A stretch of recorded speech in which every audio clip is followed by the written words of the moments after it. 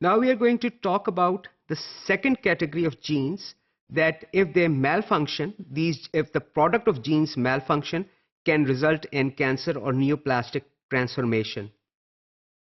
Growth inhibiting genes which cause inhibition of growth, and they're also basically cancer suppressor genes because they inhibit growth, and by default uncontrolled cell division is something that results in cancer. The signals and the signal transduction pathways for growth inhibition are a little well understood than those for growth promotion. Hence, this is going to be a shorter module. The anti-growth signals may cause dividing cells to go into G0, or which is basically dormancy, where they remain signaled not to divide, or they may cause cells to enter post-mitotic differentiation.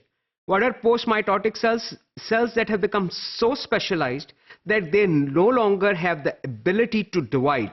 I'll give you an example. Neurons, for example, are post-mitotic cells. They are very, very specialized. They have already arranged their microtubule array in such a way that it almost becomes logistically impossible for these cells to divide.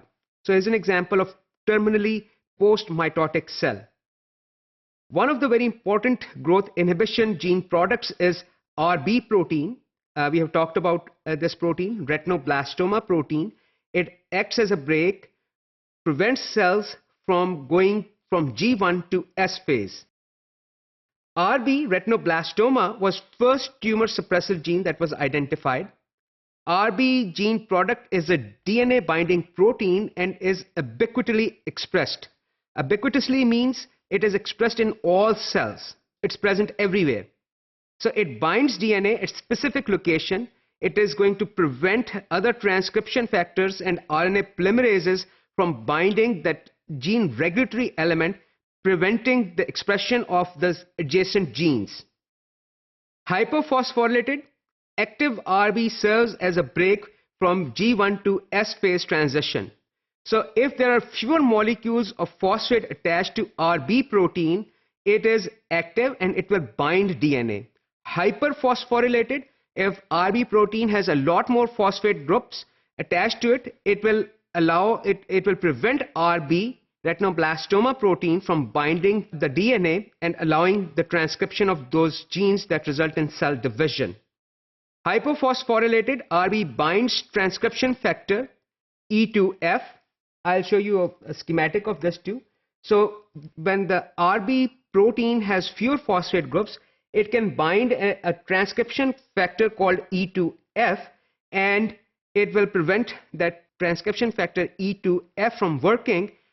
However, when cells receive a signal to divide, CDK4 and CDK6 become activated by binding cyclin D, and the substrate for these enzymes, these kinases, is RB protein. When it is phosphorylated, it becomes hyperphosphorylated and it becomes inactive, releasing the E2F.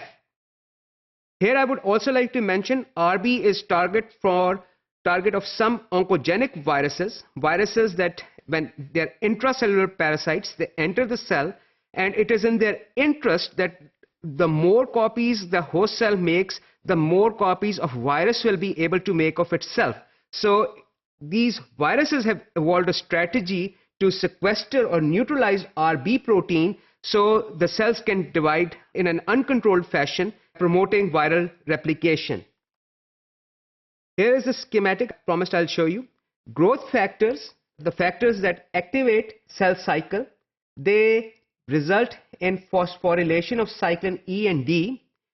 Growth inhibitors, like we saw TGF-beta, they stimulate CDK inhibitors. We saw a whole bunch of them, for example, P21, P15, P27. These are the ones we have talked about. They stimulate production of CDK inhibitors, which will inactivate basically cyclin D and their effects. However, growth factors, when they activate, they result in production of cyclin D. When cyclin D is produced, it binds its relevant CDK, which CDK means cyclin dependent kinase. Kinase is an enzyme that can add a phosphate group to its substrate. The substrate is the RB protein.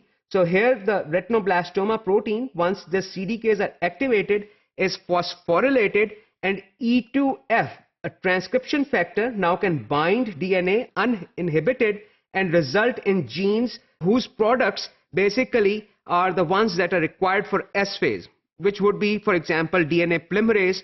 You need to make copies of DNA in S phase. That's what you do.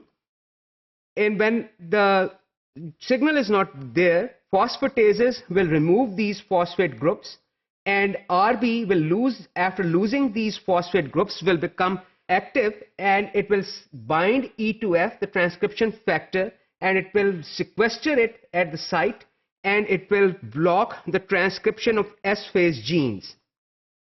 So this is one of the very important genes which prevent cell division.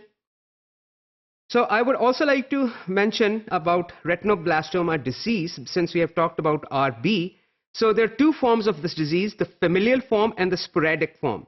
As we know that our chromosomes are in pairs, so one chromosome will have a maternal gene, RB gene, the other chromosome will have the paternal RB gene.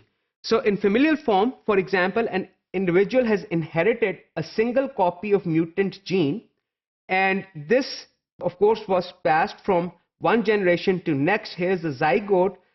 All the somatic cells inherit that mutated version of RB gene, which is shown here in blue color or greenish color. So this individual, it gets hit, its RB gene region gets hit by a mutagen. It will develop into an RB retinoblastoma and will cause the disease.